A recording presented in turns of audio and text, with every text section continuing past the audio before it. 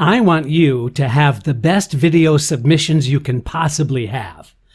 In order to have the best video submissions, you need to know a little bit more about editing.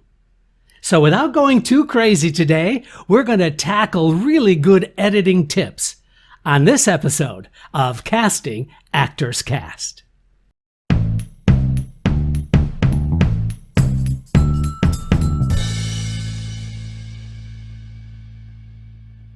Well, hello and welcome to today's episode of Casting Actors Cast. I am Jeffrey Dreisbach. I'm a casting director with the McCorkle Group in New York. I hope you're having a good day. I'm having a good day, and I can't wait to share with you all of this cool and new information about how to edit your videos. But first, this is that moment of the podcast where I want to thank you for tuning into this podcast, this podio, this podcast video. If you're new to Casting Actors Cast, you're more than welcome. This is a really excellent community of actors who are getting some insights, some tips, some suggestions on how to be better at the business of show. Everything from acting tips to technology to, I don't know what it is to be an actor on a day-to-day basis. And the struggles and the fun, and I think this is kind of a cool place. And so I want to thank you for joining us today. Also, this is that moment where I want to say my deepest thanks, give my deepest thanks to my friend at Actors Connection. They continue to provide really excellent classes, workshop, intensives, all kinds of really neat things taking place with industry professionals, people who are working in the industry, giving you information on how to be better. So what better place would you want to go to than Actors Connection? And I'm really grateful to them because they allow me to give a shout out. And then they, of course, when they do their email blast, they mention my podcast. So that's our kind of agreement. And hello to my dear friends, Tony and Colleen, who continue to provide excellent programming. So do check out actorsconnection.com/New York to find out more information. So today's podcast is all about video editing tips, techniques, and some concepts that are here to help you become better when you do your self-submit videos. And you know we're going to be doing these self-submit videos for a long time to come. And so why not get a little bit more information? Now, I'm not here to sort of get you overwhelmed about the technology and becoming a video editor. That's not my intention. But there are a few simple ideas, some concepts that I want to share with you that can make your submissions look even better.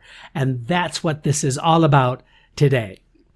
It all started when I received this message from the podcast website. You can go to the podcast website at castingactorscast.com.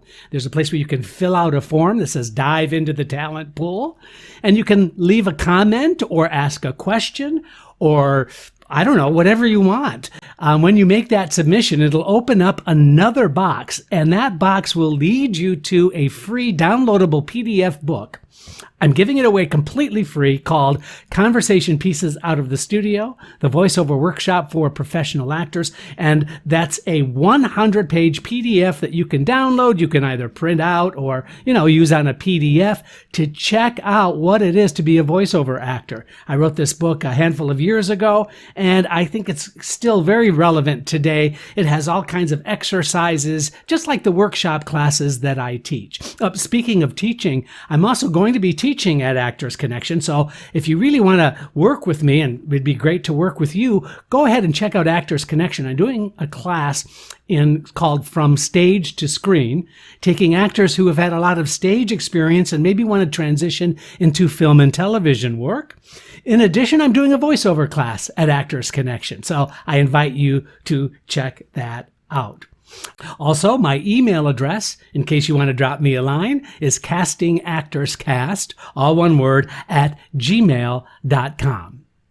So this entire episode got started with this message that I got, and I'm going to just read it to you. It's a really nice message, but I think it sort of for me, it solidifies the reason that I do this, the reason that I do these weekly podcasts, because I'm trying to create a community of actors who are like-minded and who only want to express themselves in a creative way and how to do that professionally.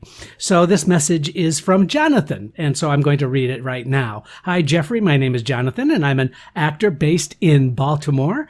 After a few years of grinding post-undergrad, I felt like I hit a wall in terms of the opportunities that were coming to me, and I was ready to shake things up, either by moving to a new region, going to grad school, or enrolling in a conservatory. And then COVID hit. It's been very challenging trying to stay focused on elevating my craft during this crazy time. But I just came across your podcast, and it has been invigorating to listen to. I've always dreaded self-tapes, but now that they've become more essential than ever, I feel so much more empowered to create quality video auditions, having gained your insight. I feel very confident that I'll be able to hit the ground running once the industry begins to return to normalcy. Thank you for your time and generosity. Thank you, Jonathan, for that. I really, really appreciate it. Those are the kind of messages and notes and questions and things that I've been getting for the couple of years that I've been doing the podcast. And I'm very touched. It really means a lot to me that you would take the time to want to extend your gratitude. I've heard you, and this is why I want to do this podcast today, spending a little bit more time on some specifics about how to edit your self-submitted videos. So let's get right into it, shall we? So I think the first thing to deal with are common mistakes that I see. You know, I'm seeing and receiving a lot of auditions. We're doing a handful of projects right now. We're working on 2 feature films, and we're working on a project for the Connecticut Repertory Theater. So we're receiving a lot of submissions for material. And I just want to talk about common mistakes that I see in many of these auditions in the hopes that you won't repeat these mistakes, okay? I need a sip. Sorry about that. My air conditioning broke, and it's like, I don't know, somewhere around 90 to 1,000 degrees here, and I hope I'm not sweating too much on camera. I hope I can fix my hair a little bit and deal with the reality of the heat. Okay, so here are some common mistakes that are made. First of all, rough cuts. What I mean by that is I see mistakes in the way that you decide to cut your video. What I mean by that is when you open up on a live slate, for example, sometimes that live slate isn't cut cleanly. It doesn't give me a breath before you start talking, and it doesn't fade out.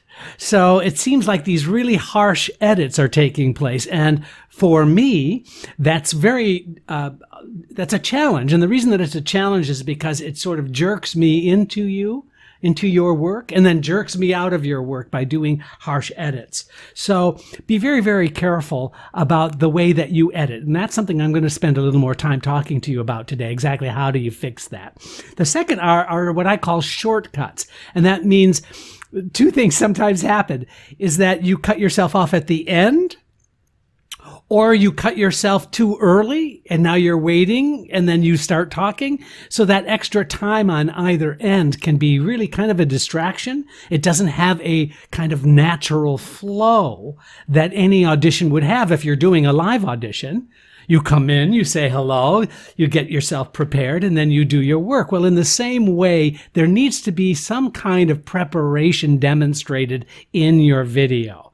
Now, I know that might sound contrary to what you might be thinking. I only want to get right to the work, but let me share some tips with you in just a moment about that. Tip number 3, mistakes that I see: poor slates. People don't kind of consider that the slate is that initial first time you're meeting somebody, and the energy and the subtext and giving me a sense of who you are as a person is really, really important if you're going to be doing a live slate. So be very careful with your slate. It's not something to be dismissed. It's not something to make a huge deal out of at the same time. So finding that right balance is something that I would appreciate it if you spent some time on your slates in order to make them feel comfortable, natural, with a subtext going on of, I can't wait to show you how good I'm going to be in your audition. And then, of course, the other two technical things that I think are mistakes that people just don't think about or spend time on, and that is poor sound, using your cell phone, which is probably okay. Cell phones are a great device because the cameras are really relatively good. But if you don't have a microphone that is an external microphone, like a lavalier microphone that's clipped to your lapel and then goes into your device, then you're denying yourself an opportunity to sound the best that you can sound. Now, lavalier microphones are not that expensive, and I encourage you to really think about getting a lavalier mic for your sound quality. And then, of course, lighting. In addition to lighting, or lack thereof, I would really appreciate being able to see you really fully and completely in your audition. But also along with lighting, as I see very busy backgrounds or backgrounds, I just looked at a video this morning that it was in a person's kitchen, and that in and of itself isn't a bad thing. But what was so weird is that they could have spent a few extra minutes cleaning the kitchen. Do you know what I'm saying? They got the breakfast dishes kind of hanging out there. That's kind of not helping me feel good about your work. Go figure. So in addition to good, clean lighting, is you want a good, clean background if you can in your work. So as we talk about the editing tutorial, and I know this might seem a little bit difficult to do in a podcast and also in a YouTube video, because there's plenty of videos and information out there about being an editor. But I just want to draw your attention to the basic concepts of video editing and video editing vocabulary, so that you have a really good idea about how to approach the work once you've recorded it. So if you look at any basic editing screen, and I'm talking about, there are lots of free editing programs that are out there. For example, iMovie, if you are on an Apple product. If you're on a PC, there are a bunch of free programs that are out there. I'm not going to spend time going through each one of those, but I will talk to you about the areas of editing on the platforms that you're going to be working on, just to give you an idea about how it looks. And again, this is general information about how to edit. The first thing you want to pay attention to is the media area on your screen. Now, the media area is the place where you bring in all of your video material. It's also where you bring in the JPEG, the picture format of your headshot. That's also a place where you can bring in some additional graphics information. Like if you're going to be doing a live slate, you might want to include some additional graphical information. So the upper left-hand area of most screens, not all, but most screens, is called media. And literally, it's dragging and dropping that media into that particular area. So once you have all of that media to go, for example, your audition that you've recorded from your cell phone, you might have to upload that to the cloud and then bring it down again, unless you have a direct connection to your laptop. By the way, I don't recommend editing your video on your cell phone. I find that next to impossible to do without getting frustrated. It's so true. Just looking at a little tiny screen and using your thumbs to try and manipulate your video is just so impossible. My suggestion is to move it to a desktop or to a laptop if you have it, or you can do it on your iPad if you can, but the bigger screen is going to be much, much more helpful. So once you have shot your audition, and by the way, I've given a lot of past YouTube videos, as well as given you some tutorials on exactly how to self-tape. So, you might want to check those out. But anyway, once you have all of that media on that part of the screen, then it's important to move it into what's called the timeline. Now, the timeline is usually on the lower half of your screen as you work on it. And this is a place where you grab and you pull down each of those pieces of media in the order that you want to see them. So that's your timeline. And so the very first thing that you might want to put in there is your headshot as a JPEG. Maybe you're not going to do a live slate. Maybe you just want to bring in your headshot. The next thing is your actual video. So once you bring all of those elements into your timeline, then it's really cool because you can edit those while in that timeline. And here are some really useful, I think, vocabulary that you can use for videotape editing. You need to know what a cut is. Now, a cut is just exactly what the word implies, which means a harsh edit. When you're cutting video, it's referred to oftentimes as an in point and an out point. So when you cut your video, you find the place that you want to make that cut, and then you put a marker there. Everything to the left of that marker is what you want cut. Then at the very end of your video, when you want to cut your video, the end of your video to the right of that end is where you want to cut. Now, I am not a big fan of harsh cuts. What I mean are straight cuts or linear editing of your video. Once you have your audition down, it might be valuable for you to fade in and fade out on your audition. I prefer it. And fading in is exactly what the name implies, that you bring me into your video, do your audition, and then you fade out slowly to black as you exit your video. Having a fade in and a fade out is really a very smart. It's not slick. It's just a really kind of easy, natural way to bring me into viewing your work, as opposed to a harsh edit, which can kind of jolt me into your environment and not necessarily get me into your work right away. In a way, it has a tendency to make me, take a few minutes in order for me to focus on your work. Wouldn't it be better to bring me into your work? And that means your audition itself needs to have a little bit of what I call prior action. Something is taking place before the audition starts. And then conversely, at the end, keep that last moment going as you fade out on a 3 or a 5 count. So those are some vocabulary terms: cut, fade in, fade out. And that's in the storyboard or the timeline. It's called the storyboard or the timeline, and that's where you can do that.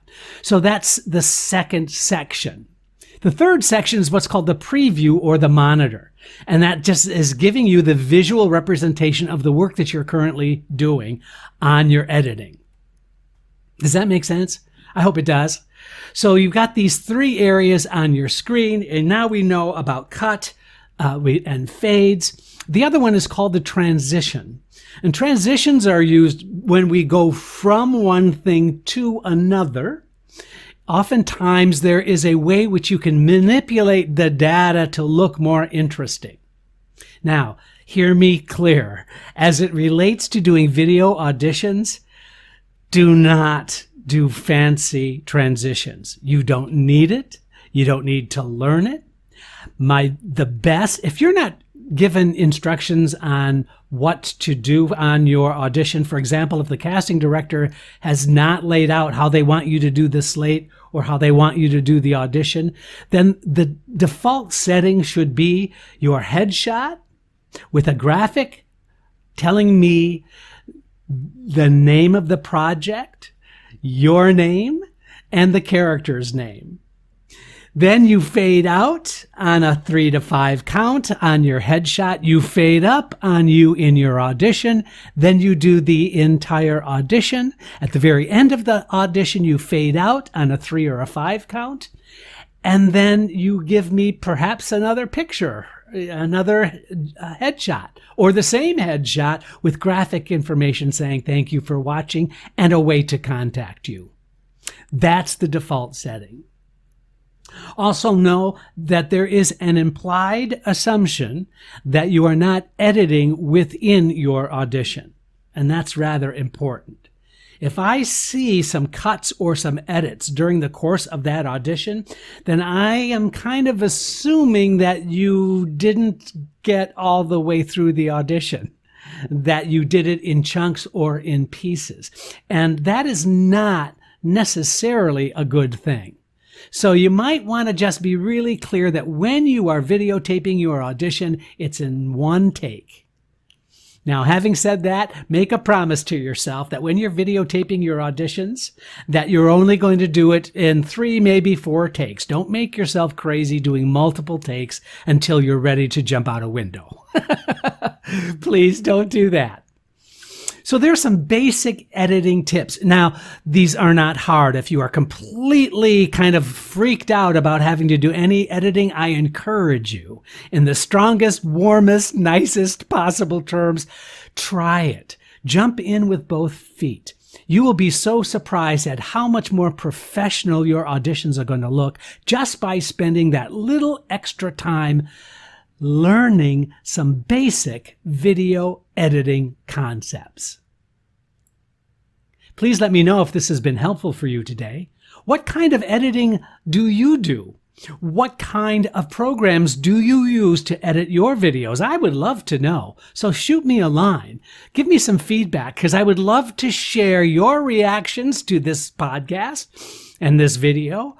But I'd also love to hear from you about what are your tips, what are your techniques for sending out videos to casting.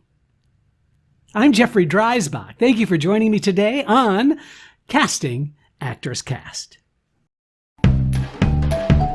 Casting Actors Cast is made possible with your support just by listening.